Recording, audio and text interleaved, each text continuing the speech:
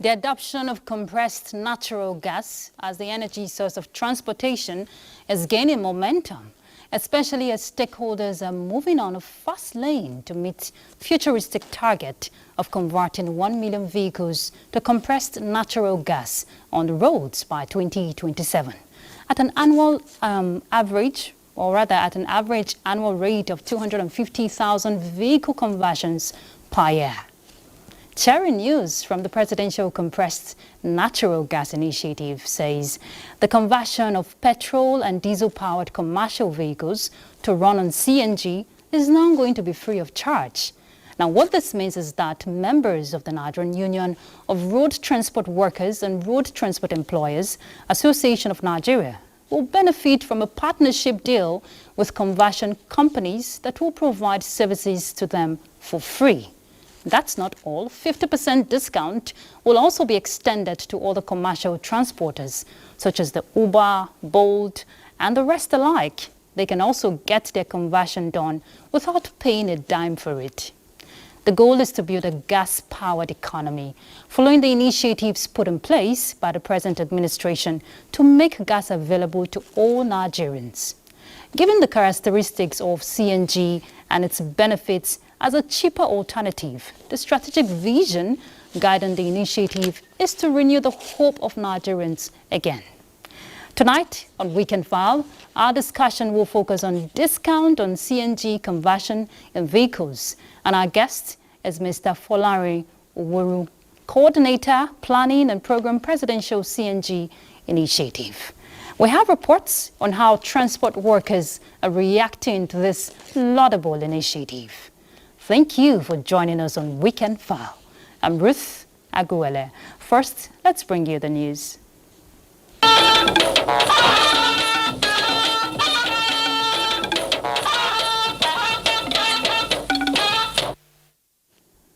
President Bola Tinubu has approved appointments of 9 heads of agencies and special advisor on Senate matters.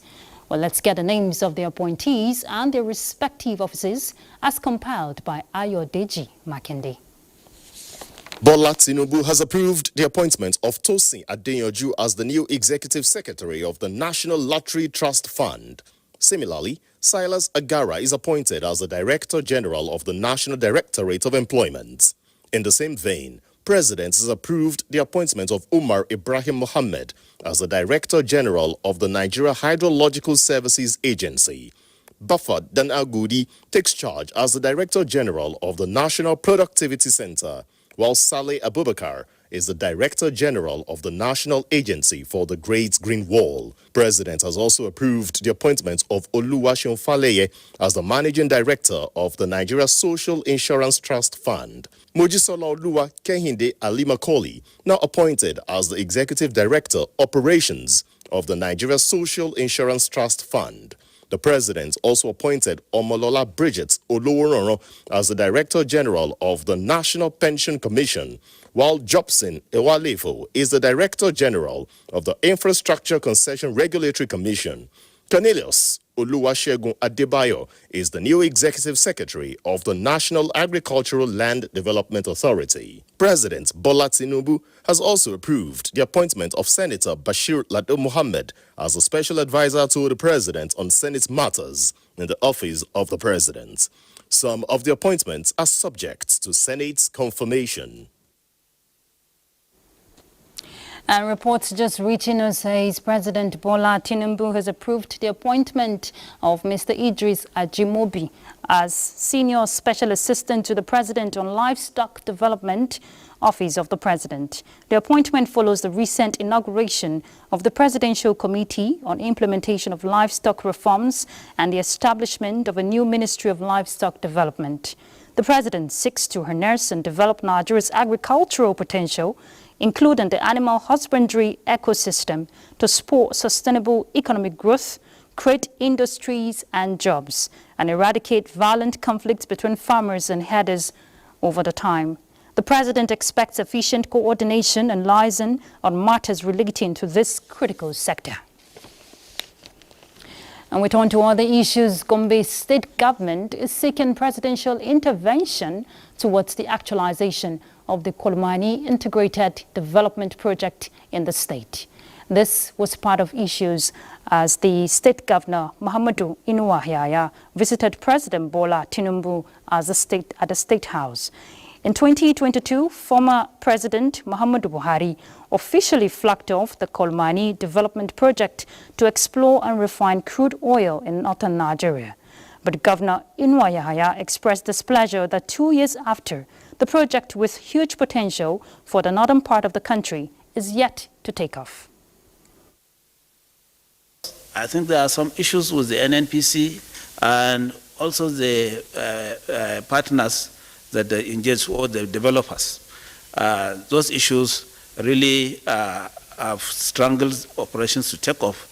And in fact, it's part of the discussion I had with Mr. President, believing that once he steps in, maybe we'll see activities back for the fact that petroleum and gas are under the exclusive list, and there isn't much we can do. And the NNPC is the only company that is supposed to handle anything gas or petroleum in the Federal Republic of Nigeria.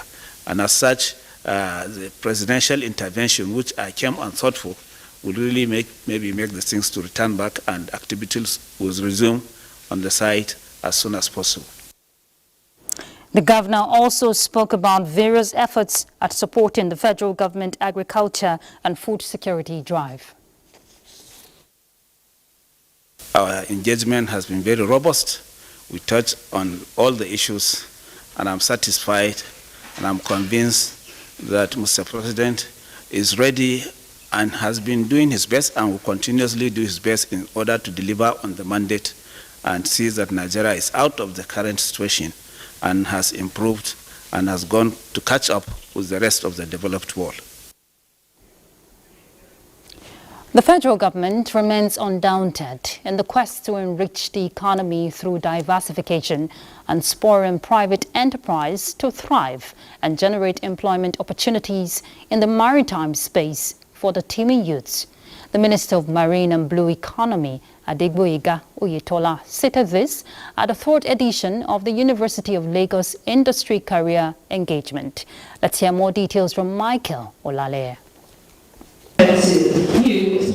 The Industry Career Insight Engagement is a preparatory platform for students to transit into the labor market by strailing career opportunities while focusing on industry needs that will help galvanize growth. The third edition is drawing attention to a new but promising ministry, and the Minister of Marine and Blue Economy, while reeling out areas of opportunity, said the blue space has the potential of fast-tracking the actualization of government's diversification agenda.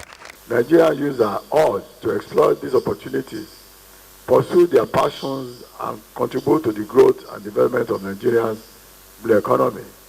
I look forward to a future where our young professionals drive the sources of Nigeria's maritime and blue economy.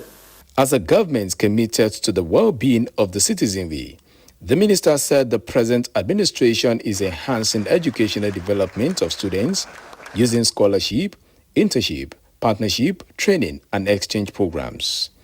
Providing scholarship for students pursuing maritime studies to ensure access to quality education and training.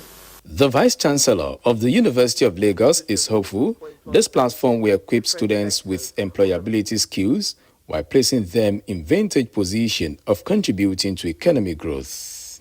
We are hopeful that as we do what we are doing today, our student training at the University of Lagos will better position Nigeria to be able to access the economic benefits of the world's maritime resources.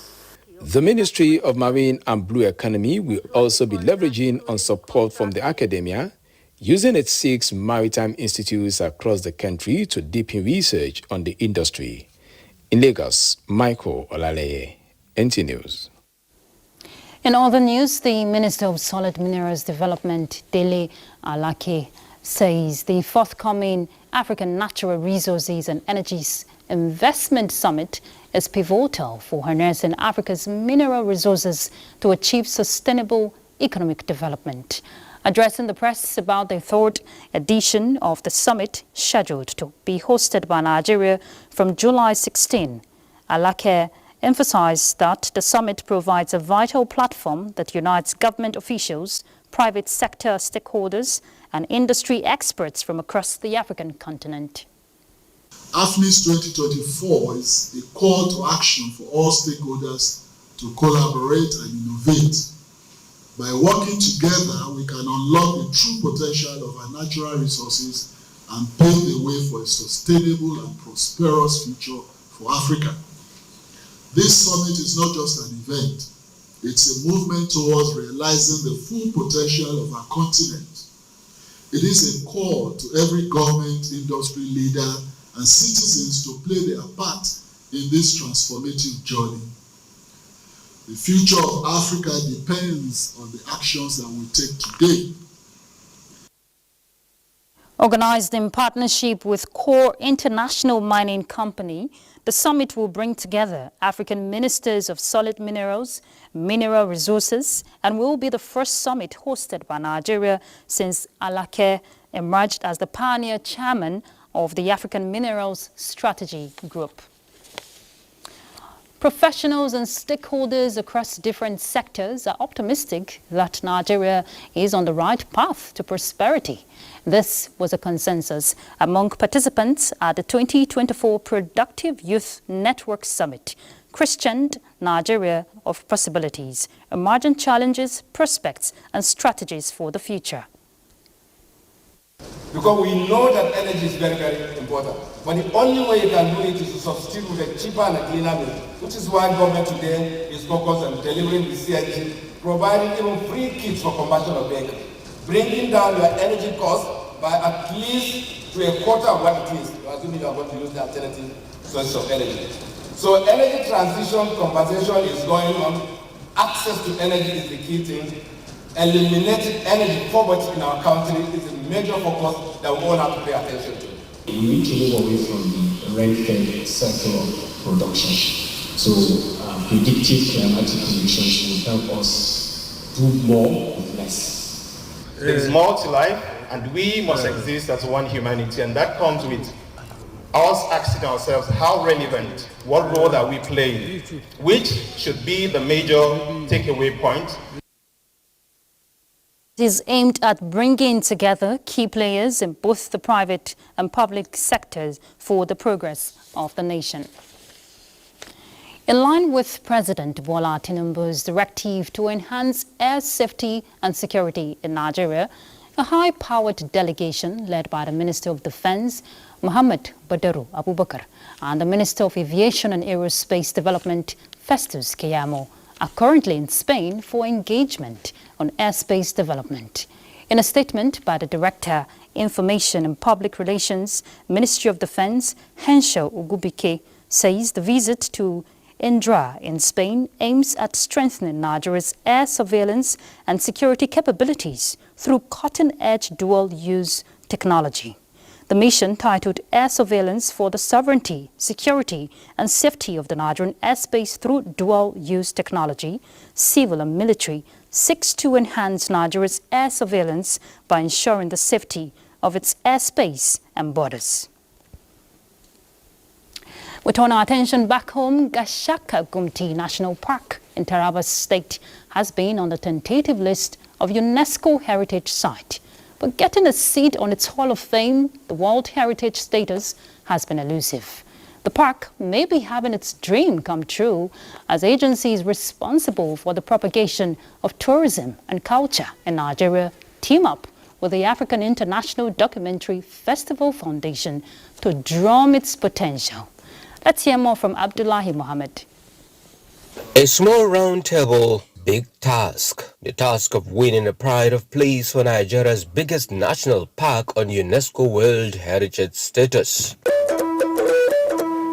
Gashaka Gumti National Park, with its unique fauna and flora, no doubt has all it takes. Is it the array of rivers that flows in it, or the highest peak in Nigeria. The people's way of life, or hot brew of the tea produced on the highlands. The park has been a national monument, but a UNESCO World Heritage status will no doubt open its gates to the outside world. And the pool of cultural and tourism experts on this round table understand the selling points. Tourists most often are always elated going to the park because it has a lot of visitors options.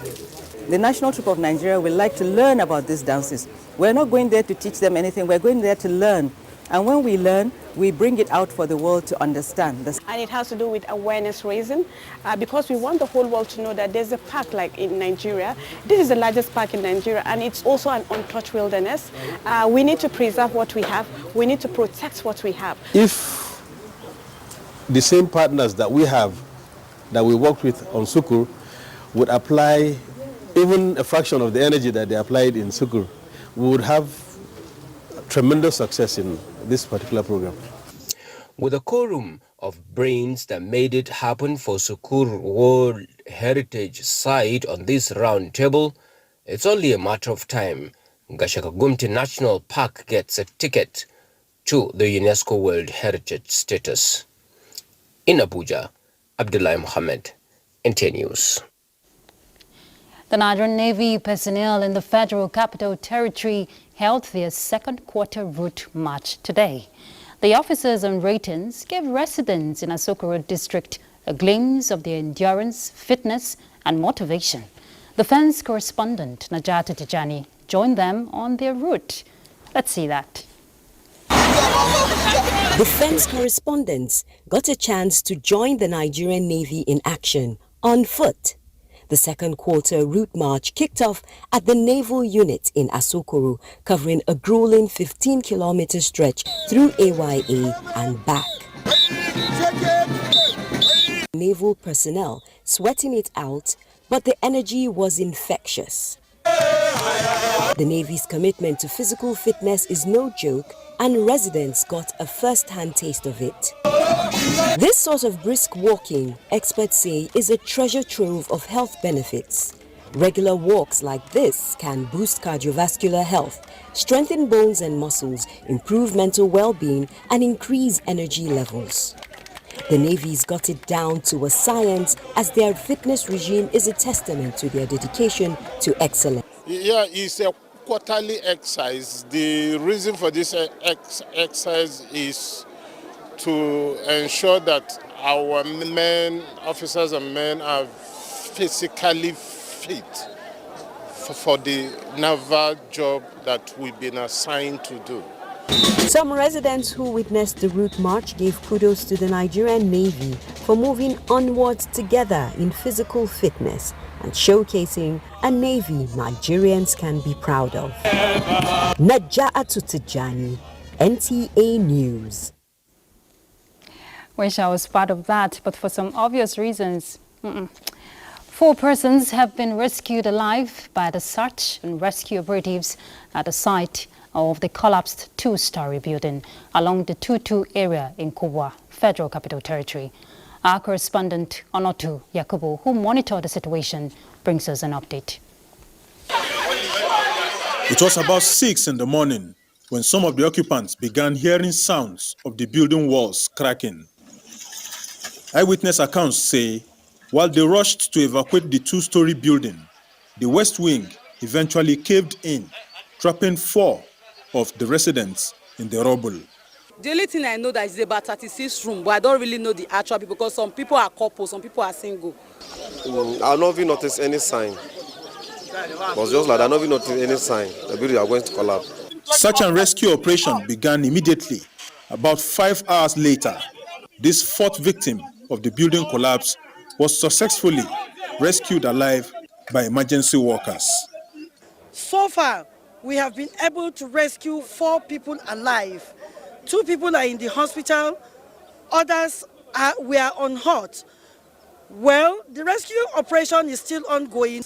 We are not going to call off these rescue operations unless the part of the building that has collapsed, unless we get to the bottom of it. Construction companies or individuals that are constructing buildings, most of the times they don't follow the rules. Although there is no report of any further victim trapped in the building, the earth-moving equipments are still digging through the rubble with intent to get to ground zero and ascertain the situation. The two-story collapsed building was said to have initially been erected as a hotel before undergoing remodeling twice, first for a hospital and now a 35-rooms residential apartment. In Abuja, Onotu Yakubu, NTA News. If you recall, Plateau had its own share yesterday, and Governor Caleb Mutfwang has ordered the immediate closure of St. Academy Secondary and Primary School following the collapse of the secondary section, which left 22 students dead, with many others injured. The governor gave the order during a visit to the school. Caleb Gochin reports. The governor described the incident as unfortunate and commended the community for its prompt response to rescue the victims. He cautioned particularly some private school owners whose drive for profit maximization overshadows the safety of lives, noting that henceforth the government will come after such persons. He added that both public and private schools will henceforth be subjected to structural integrity test to avert future occurrence. It's an incident that could have been avoided. Clearly, you can see that the building leaves a lot to be desired.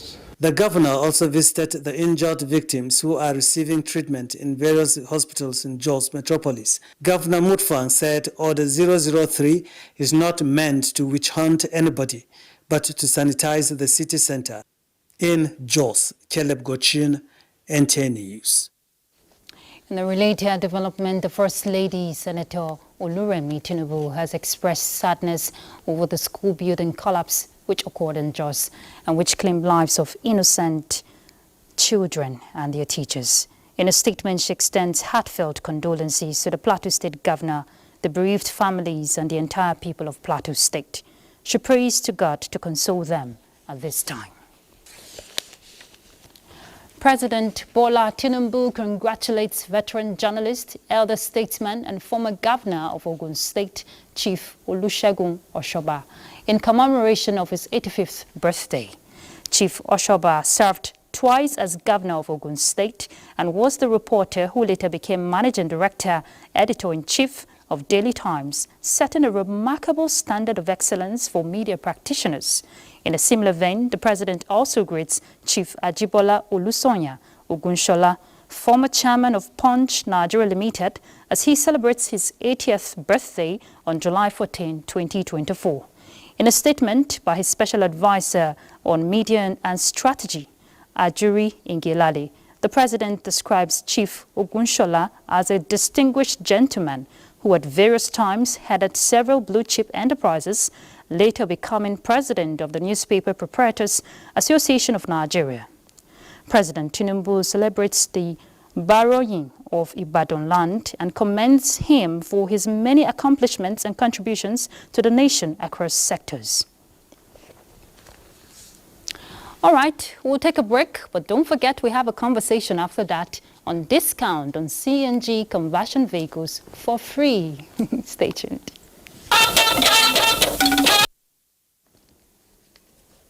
Thank you for staying tuned. All right, before we begin our conversation on the discount of CNG conversion of vehicles, we'll bring you some reports as regarding that initiative. Minister of State, Petroleum Resources, Oil, Heineken Lukbobiri says the federal government has approved $21 million for the metering of 187 flow stations in the country. The minister made this known while briefing energy correspondents in Abuja. Lydia Sampson reports.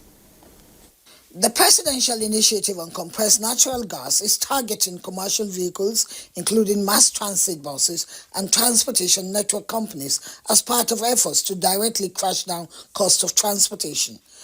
Conversion kits are going to be starting to be installed. operators, commercial operators of mass transit vehicles that move 90% of Nigerians, by the way, will be able to benefit from this. They can then pass on their savings to the consumers. The signing of the MOU is seen as a step towards going beyond words to actualize gas-driven transportation across the country. When this conversion is done, not only transportation of people that will come down by about 50%, but even the cost of food will come down considerably. Our members are eagerly awaiting for this Laudi project. We at Bolt, we see this as an opportunity to offer some relief to the people of Nigeria in terms of transportation. They applauded President Bola Tinubu for the gas revolution, which they noted will have ripple effects on reduction of high cost of livelihood and enable savings. In Abuja, Lydia Samson, NTA News. All right, let's bring in our guests now. Mr. Folari Oworu, Coordinator, Planning and Program, Presidential CNG Initiative. Thank you very much for joining us on Weekend File. Good evening. Thank you very much for having me. All right, sharing news for commercial drivers, and we're seeing that initiative come at just the nick of time when we're seeing the high cost of transportation daily. Let me put it that way. What benefit will this have, especially for people who use this transportation? Thank you for that question. Very simply, it's to reduce the cost of transportation for those entering the vehicles. CNG is much cheaper than petrol, so number one, it's going to reduce the cost for the owner of the vehicle. And what we are trying to ensure is that the vehicle operators translate these savings also to the end user, in essence, driving down the cost of transportation. Okay, so the initiative is also extending to, we hear, boat drivers, Uber and the likes. 50% discount. Why the disparity? First of all, these rideshare operators are privately owned. They're not necessarily, they're not for government. So first of all, our priority is to start on the larger scale. Rideshare operators are still a smaller percentage when it comes to public transportation. So we're trying to deal with the larger volume first. Then this 50% is just an introductory to them. So it won't be, we're starting with just buses and not considering the taxis. So eventually, hopefully, maybe that 50% can further reduce. Okay, and from the report we saw, of course, it's Uhuru for transport operators and also people who apply that means of transportation. But one major concern is that people or other private vehicle owners are apprehensive for this conversion. People are not sure what will happen to their vehicles, safety and all of that. We know it's cheaper, but what other benefits can you tell us about the CNG conversion? So firstly, it's cheaper. As you just mentioned, it's better for your car. You've got better health for your car. Gas is not like PMS that is combustible, that takes an effect on your engine. With CNG, you don't have to even service your car as frequently as you would with PMS. It's safer, it's cleaner for the environment. The smog and the pollution we're all breathing in would reduce. It's cheaper, it's better for the country economically. Nigeria is a gas nation. What people need to understand, it's more of a gas nation than it is an oil nation. So this gas we have in abundance. Economically, it's much more better to utilize what it is you have in country. Yes, the oil we have in country too, but as everyone knows, this is something we export to later import at a higher price. This, it's not the same with CNG. CNG also would not be exposed to the shocks of outside influences. Currently today, if something was to happen in Russia or any of these other oil-producing countries, it affects the price of petrol in our country, petrol and diesel. But natural gas is not the same. It's not exposed to such shocks. We have it in abundance. We have it in over 30 states of the 36. So it's not an issue of, it's mostly an issue for me, for economically. One, for the country, and it saves us on what we're spending on subsidy. I think subsidy, we spend close to 2 trillion naira per month on subsidy, which is ridiculous. It doesn't make sense for an oil-producing nation or for a gas-producing nation. Okay, and I also hear 4,000 naira can fill a cylinder at 200 standard cubic meter. that could cover more than 150 kilometers. Now, that is that is something I should consider, right? But let's take a break. We'll be back with the conversation. Thank you for staying tuned. The conversation is on discount on CNG conversion for vehicles. Before I continue with my guest, we have more reports from across the country. Nigeria's quest to ameliorate the impact of the removal of fuel subsidy is fast becoming a reality, with efforts by the federal government to provide free CNG conversion for commercial vehicles in the country. Joel Papola reports that this initiative will also be extended to other categories. Stakeholders say will reshape this transportation landscape in the country and also have a multiplier effect on prices of commodity. Hiking cost of transportation has triggered a rise in standard of living, and for a cosmopolitan city like Lagos, where a substantial portion of the population depends on mass transit, cost of maintaining diesel and petrol-powered commercial vehicles is a burden which both motorists and commuters have to bear. With many conversion centers offering services at prices not within the reach of the average person, the free conversion for commercial vehicles now to run on CNG will reduce cost of living drastically. With CNG, it does two things. It helps with the climate. But most importantly, for a businessman like me, it reduces our cost of operation. That's a very good step and a bold step from the federal government. And if they are able to do that, it's going to cut very low the price of the transportation costs. This move by the government, according to experts, will reduce the demand for petrol and diesel, which will also deepen energy sufficiency in the country. Government, I think they think about the masses. If you weigh the two, the one that is better, as much as I'm concerned, I believe that what the government has in mind should have been better. For the objective of the initiative to be realized, respondents say stakeholders should be well sensitized on the benefits of CNG-powered vehicles to enhance its popularity. In Lagos, Joel Bukbola, NTA News.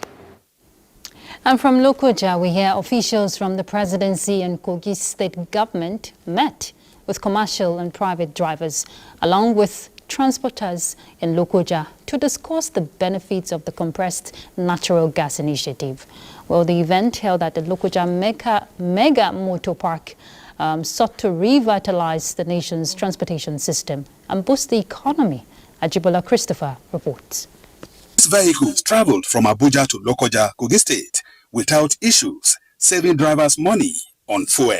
I've been using CNG for 5 months now, and the experience has been wonderful. CNG is the gas for today, and is also the gas for tomorrow.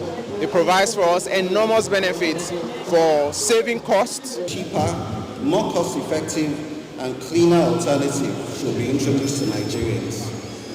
To push His Excellency's idea, the presidential initiative on CNG was formed. And whatever we can do to make life easy and have an enabling environment, that's what the government is after, and that is what we're after. We can drive the adoption of compressed natural gas, reduce our carbon footprint, and foster economic growth. This makes Kogi State a prime location for establishing CNG service points and infrastructure, catering for the high volume of vehicular traffic that passes through our state daily. The adoption of CNG as an alternative fuel aims to empower individual businesses and the automotive industry, promoting economic sustainability across the country. All right, we continue the conversation. Mr. Folari Owuru is still around. You follow the conversation, rather the reports. And earlier I asked you about the safety, which we're seeing from our from some of the respondents there say they enjoy using the CNG means of transportation. But another concern is the refilling centers, talking about refilling stations, which is not readily available at every point like you have for the petrol, which of course is the role of the private sector, I understand. But what are you getting from, that's talking about the PCNGI? Thank you for that question. So this is not solely the responsibility of the private sector. NMPC, as you're aware, or you might not be aware, in the last 1 week, in collaboration with other operators, launched over 12 stations around, both in Abuja and Lagos. So in Abuja, they launched 6, in Lagos, they launched 6 also. NIPCO PLC in Lagos, people would have definitely seen a few of their stations pop up here and there with CNG. So as I say, Rome was not built in a day. Yes, we admit that at the moment, the refueling stations are not anywhere close to where the PCNGI would like it to be at the moment. We have plans to, alongside, NNPC has their plans also, to roll out as many stations as possible before the end of this year. They're also building mother stations. Mother stations is where the gas is compressed. There's a few springing up around the nation. The NMDPRA is currently logged with licenses. They're currently, there's a backlog of people seeking licenses to build various infrastructures around Nigeria. So one thing everyone must understand, this is a new initiative. CNG has been around for a while. We've been, there have been a few people trying to do CNG, some LPG here and there. But it's now, due to the pressure or due to the direction of our president, that it's all hands on deck now. The subsidy has been taken off. There's no going back. We have to press on forward. And this is the best solution for now. So, and I know it's all about, providing sustainable energy solutions, for the country. But of course, investment in this initiative will keep it afloat. Now, you've just talked about the only means that is available right now to ease the burden after the removal of fuel subsidy. What are you getting, from the private sector? We're seeing this initiative come alive with the free aspect for commercial drivers. Also, private sector, people who will drive their vehicles, private individuals who want to just convert it, and it's not cheap. So what kind of investment, is the federal government getting from other sectors? Since the beginning of this initiative, we've recorded well over $100 million in private revenue, in private investments for CNG infrastructures. You have private companies, like I said, NIPCO, you have BOVAS, they have stations springing up all over the nation. These are private institutions who have seen the roadmap. They're supporting the Mr. President's initiative. They are businessmen, so they understand that with demand, supply obviously comes in. Yeah. So what we are trying to do at the PCNG is to be able to catalyze this demand. If we can convert more and more vehicles on the road, apart from the refueling stations that the government is going to put in place through various agencies, the NNPC and the PCNGI, like I mentioned earlier, more and more private sector operators would see this opportunity. They would see this niche in the market, and they would put in the right investments to be able to satisfy the growing demand. And I know part of the push for the PCNGI has been the acceptance, adoption, and of course awareness by the general populace to accept this alternative means of fueling, let's put it that way. But awareness is of concern here because a lot of people are still left in the dark. They still don't understand the benefits and why they should just bring out that money and go and convert. Is there a strategy in place or mechanism in place to boost this awareness? Yes. Okay. Thank you for that question. Also, as you mentioned, only simply because the average Nigerian or the average human's interaction with gas is mostly when it comes to cooking. With cooking now, I refer to LPG. And this will also make me touch on safety concerns that have been expressed to us in the past or currently, and I expect we'll get more questions or concerns about it. I would like to first of all categorically say that LPG and CNG, because they have gas in the wordings, are not the same thing. LPG is a derivative of petrol, which makes it more combustible than CNG. CNG is compressed natural gas, and it's at a high pressure. It is not easily, it's lighter than air. If there was to be a leakage anywhere, it's quickly evaporates into the air, not allowing it to even catch or for any ignition to have any effect on it, compared to LPG that we have in our tanks in our homes. And we still, yes, there are safety concerns of putting cylinders in your homes, but every home in Nigeria has a cylinder, if not inside, just by the door.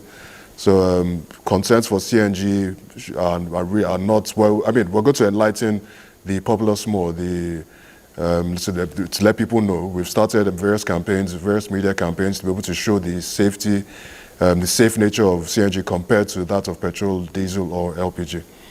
So also you mentioned about the pricing. Yes. Very crucial. Yes, I agree. Unfortunately, a lot of the infrastructure required, or a lot of the equipment required for these CNG conversions are unfortunately not being produced domestically at the moment. This is a separate drive of the PCNGI. We are trying to ensure that every aspect of the entire value chain, the gas is domesticated already, like that we know. The equipment, unfortunately, is still exposed to shocks of foreign exchange rates and all that. So in the event that the Naira was to get devalued against whatever currency it is we're buying the equipment in, the kits. Unfortunately, yes, the Naira price would go up. But I can assure Nigerians that we are seriously working towards it at the moment to domesticate every aspect of the manufacturing process in line with MESOWEN and a few other agencies to be able to make these kits available domestically, which would, like to a very large extent, drive down the prices of the kits. And also make the conversion affordable for every Nigerian, because now the commercial vehicle owners are elated. I mean, they're happy, rather, for this initiative, and we must commend the federal government for that. But incentive for private users, any hope? It's renewed hope we're talking about, right? Okay, also, because you keep mentioning commercial users. I can say to you today in Nigeria, majority of the vehicles that have converted to CNG currently are mostly commercial vehicles. There are some that I guess we need to get more of them to be able to share the message with their colleagues. There are plenty cars on the road today that, I mean, if the numbers were to be released, they will surprise most people. They already enjoy. Earlier on, you mentioned you could fill a cylinder with 4,000 naira. The equivalent of petrol is 36,000 naira. Yes. So for someone who refuels their cars daily. That's depending on the vehicle, though. Depending on the vehicle, yes, indeed, of course. Yeah, depending on the size of the engine, depending on the energy, depending on how it's driven.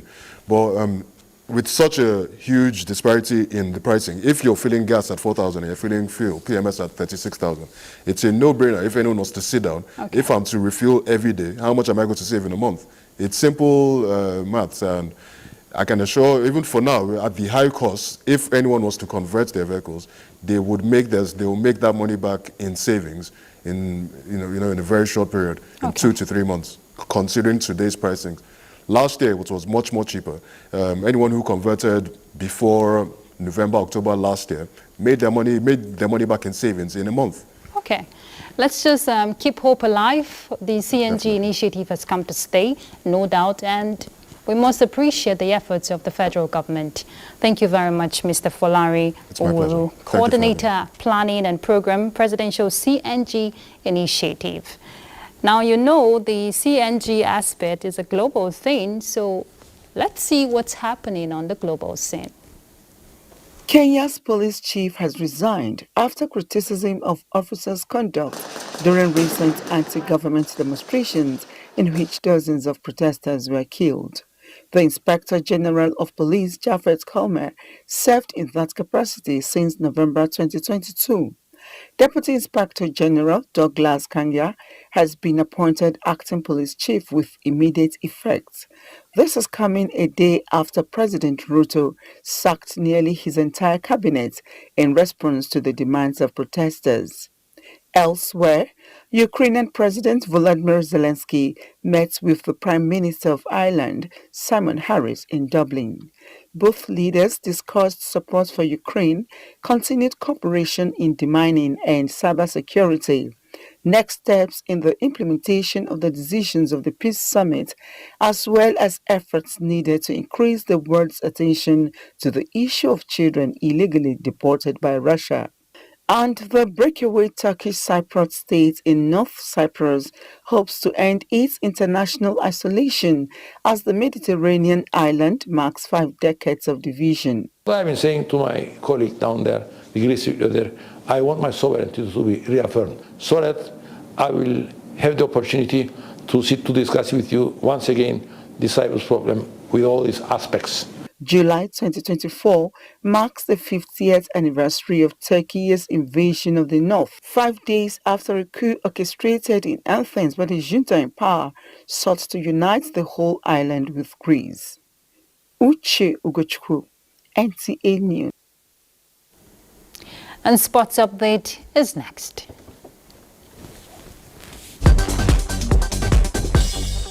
We begin with football as Nigerian international Wilfred Ndidi has expressed excitement after signing a new deal with the English Premier League side Leicester City. Ndidi on Friday announced a new 3-year contract extension with Leicester City, having made 273 appearances and scored 17 goals for the club since his arrival in 2017. With the Euro 2024 set to climax, high-flying side Spain is set to battle England in the finals in Berlin, Germany on Sunday. The thought of many football fans across the globe is who becomes the champion of Europe. England, who produced their best performance of the tournament after their 90th minute semi-final victory against Netherlands, will be looking for the first major trophy in 58 years, while Spain, who proved to have been the best team in the tournament, winning all 6 matches and scoring 13 goals, will be looking to consolidate on their brilliant form in the Sunday's finals. Away from that, the 2024 Paris Olympics already has 1 gold medal in the bag before it begins, with 8.6 million tickets sold, breaking the record for any games. According to the 2024 Games organizer Tony, the record has surpassed that held by the 1996 Atlanta Games of 8.3 million tickets. To athletics, as the Athletics Integrity Unit says, Kenyan marathon runner Lawrence Chirono has been handed a 7-year ban for breaching doping rules. The 35-year-old runner, who won the Boston and Chicago Marathon in 2019, provided an out-of-competition urine sample in May 2022, which revealed the presence of prohibited substance. Finally, it will be a cracker as Novak Djokovic slug it out with defending champions Carlos Alcaraz in the finals of the men's Wimbledon single title on Sunday. Djokovic outclassed Italian underdog Lorenzo to reach the Wimbledon final and set up a showdown with reigning champions Carlos Alcaraz in a repeat of last year's finals. The 37-year-old impressed as he stayed on course for a record equaling 8 men's single title, with a 6-4, 7-6, 6-4 victory on center court. With Sports Update, Oche Ngbede, NTA News. We're done with Weekend File and we appreciate your company. Good night. I'm Ruth Aguele.